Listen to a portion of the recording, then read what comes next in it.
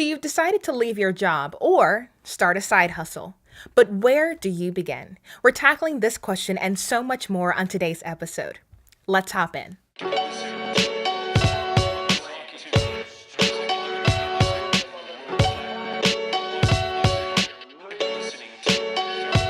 Hi, I'm LaShonda, host of the Bootstrap Biz Advice Show, where I teach you how to grow your biz without breaking the bank. Now, this video is one of 7 in a series that will teach you how to grow a business in a week. It can actually be done if you know how. So if you are interested in this, I would encourage you to subscribe to this channel so that you receive notifications when the rest of the videos go up. When I complete all 7 videos in this series, I'll add them to a playlist for your convenience. How to start a business in a week. Part 1, the idea.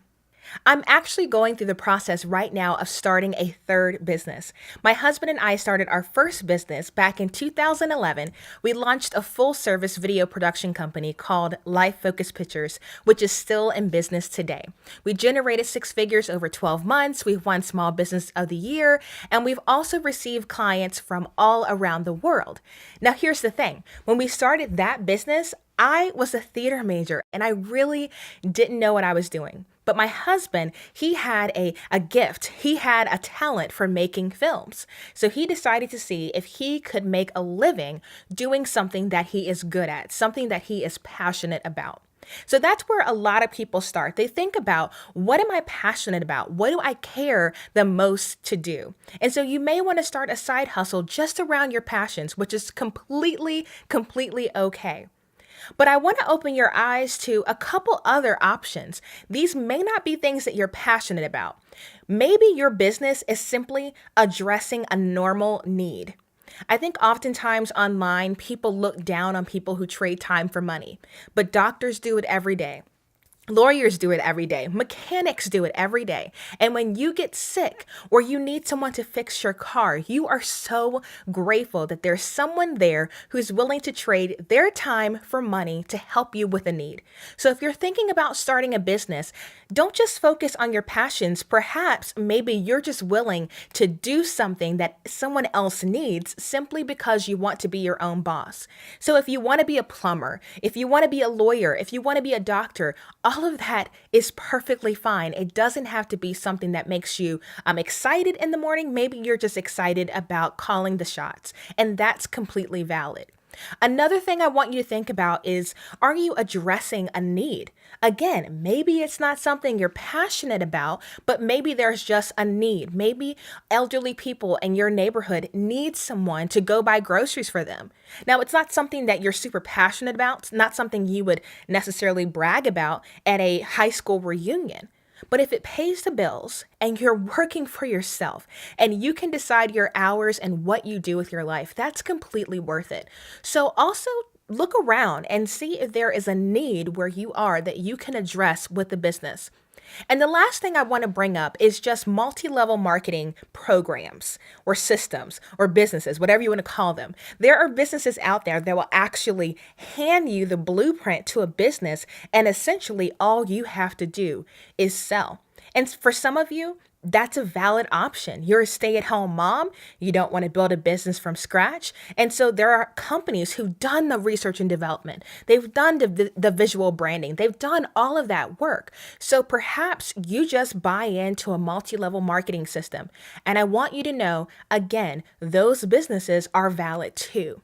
So yes, sometimes people are passionate about what it is that they do for a living when they work for themselves, but sometimes they're just meeting a need. Sometimes they're just doing something that is just easy money. That's a no-brainer purchase, like repairing someone's car. And other times they're leveraging a business model from someone else. All of those are valid options, but you have to start with building a new business by focusing on that main idea. Now, after that, I would tell you, I would focus on, do you need a team or not? Now, I have gone through several ventures where I have worked with my husband, or I've worked with a team of women, or I've worked by myself. And I think if I had just sat down and decided from the very beginning, what type of work atmosphere do I want to have, I could have grown a lot faster. So think about it. Are you an introvert and you really just want to work by yourself? Or would you like to have a team of people who are working together to help you to make your business a success? Because if you have a team, well, that opens up a whole nother can of worms. Now you need things like workers' comp, or you at least need to focus on how you're going to do payroll or employee benefits, or how will you provide them equipment to do that job. It's a lot more complicated to include a team, or maybe you're employing a team of virtual assistants who don't even live in this country. And so now you've got to think about what time zone are they in, what's their currency there, and what's a reasonable pay for where they're located. So from the beginning, you've got that idea, but part of the big idea for your brand new business needs to be, do I want a team or not? Because if you know that from the beginning, it will help dictate the decisions that you make from day one. You don't want to hire people and then fire them if you decide that you don't really want to have a team. And I think in my case, I was extremely blessed because it took very good care of the girls that I employed through my second business, About 90. So we're all still friends. And at the end of the day, I realized what I needed was a business model that I could execute by myself. So what that meant is there's a ceiling. There's only so much work that I can do by myself. And so I think if I knew that from the beginning, I would have structured my business plan completely differently.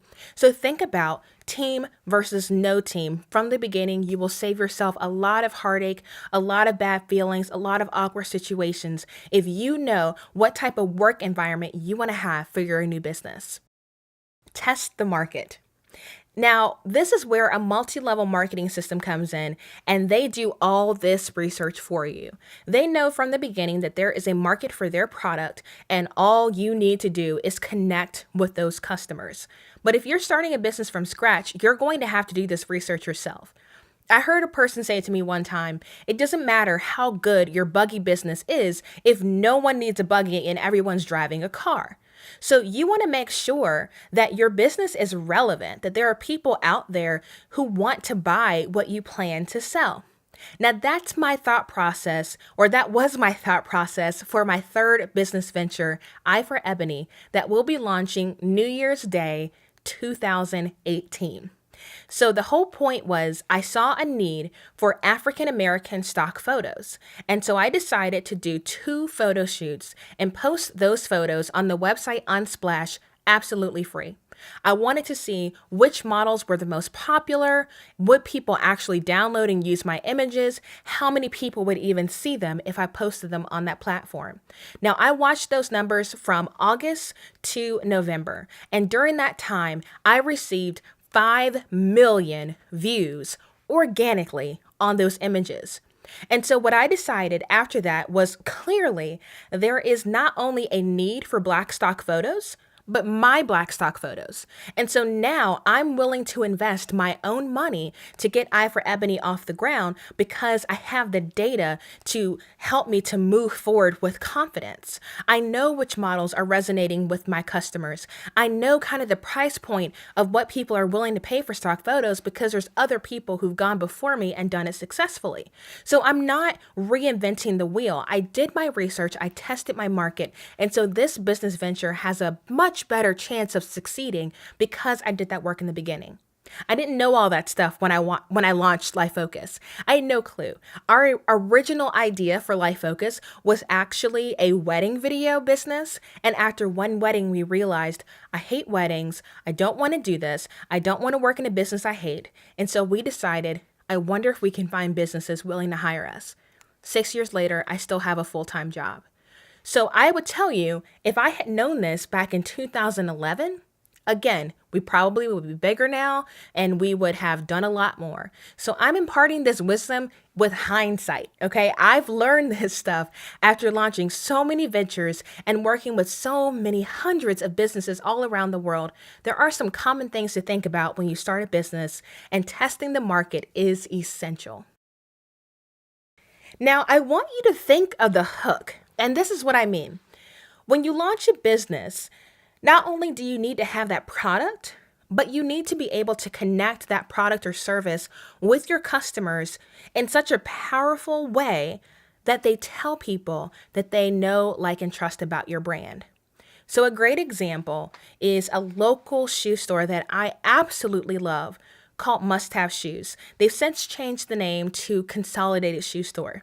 And so this shoe store is my absolute favorite. And one of my favorite things about this store is they supply department style or department store quality shoes at an outlet price.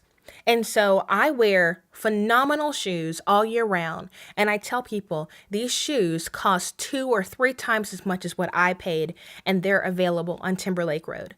That's the hook for them. The hook is you can wear phenomenal shoes at a reasonable price. And so when you're thinking about your business, it isn't just enough to do something. You have to figure out what is your slant. So for me, I'm not just doing stock photos for Eye for Ebony. Please spend time researching the name of your business before you decide to brand everything. Now, this may sound simple, but a lot of business owners fall into this trap where they decide they're going to name their business something. They go through all this work, buy all this stuff, only to find out that there is another company much bigger with much more money and much better lawyers who's decided you can't use that name. And in some cases, you can't even use that slogan. So it's not always the name. Sometimes it's also the slogan attached with it. Please make sure that you do that research. Talk to a lawyer if you need to. Where I live, what I did when we launched our first business is I looked everything up in the State Corporation Commission. I Googled it. I asked my lawyer. So I'm telling you, it will save you so much money in the long run. If you do your homework in the beginning, check to see if that name is available before you even mention a peep on social media, so that you don't have to go back, rebrand yourself, and admit to the public that your name actually wasn't available. So take that time, research your name before you invest money into your brand. The last thing I would encourage you to do is look up other entrepreneurs in your area, your local community that you admire, and just ask them to lunch. Don't say, can I pick your brain? Don't say, can we collaborate? Don't brag about your credentials, but focus on them and say, I really would love to get to know you better. And while you're having lunch, while you're breaking bread with that entrepreneur, you can slide in questions and just ask them, what was it like in the beginning for you? What was the biggest struggle you ran into as an entrepreneur? But come from an angle of service. You want to serve them. You want to treat them. And I'm telling you, if you go into that situation not asking anything up front and just being willing to let the moment happen as it will, you will build a community of people willing to look out for you, who will save you from falling into so many traps along the way by simply giving you their insight that they've developed in hindsight, just like I'm doing right now.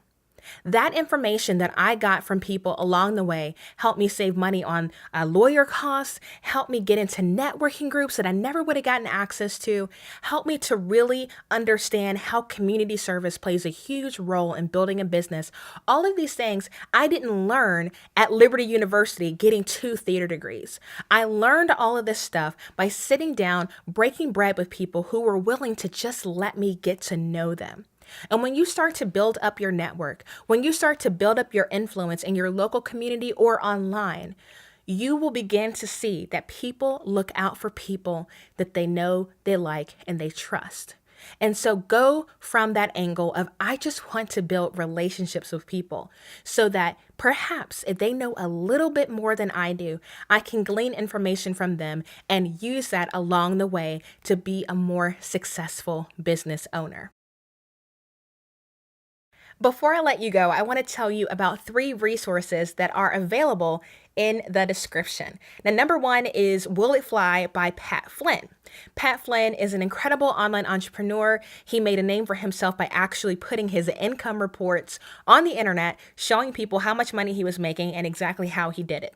Now, he wrote a book called Will It Fly that helps you to test out your business idea before you invest money into it. So if you want that book so that you know the formula, I would recommend going to Audible.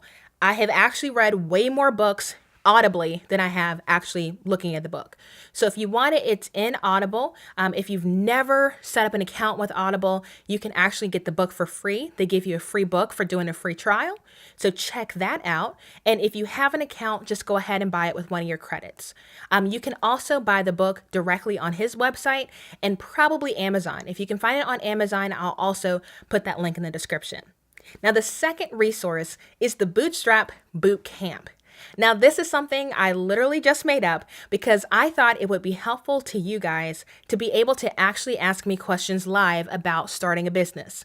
So in the bootcamp, I'll teach you guys the top 10 things I wish I knew before I started my first business. And then you can ask me questions. So if you would like to sign up for my next class, I'll be doing them every week. So you can sign up by clicking that link in the description. And the last resource I want to tell you about is, of course, Eye for Ebony. Eye for Ebony is my high quality stock photos with a dash of melanin. And so if you want to sign up for my African American stock photos, you can go to www.eyeforebony.com. Now I've got some free photos available for you there, and pretty soon I will have photos available for you to actually purchase. So go ahead and hop on over there, get your free photos. I believe there are 27 available just for you to download. So you can click that link in the description as well. Thank you so much for watching this episode of the Bootstrap Biz Advice Show, where I teach you how to grow your biz without breaking the bank. If you like this video, give that sucker a thumbs up and feel free to type your questions in the comments. I am very quick to respond to those. And again, this video is the first of 7 in a series about how to grow a business in a week. So if you want to receive notifications when the rest of the videos go up on my channel, make sure you hit the button subscribe. Until next time, ta-ta for now.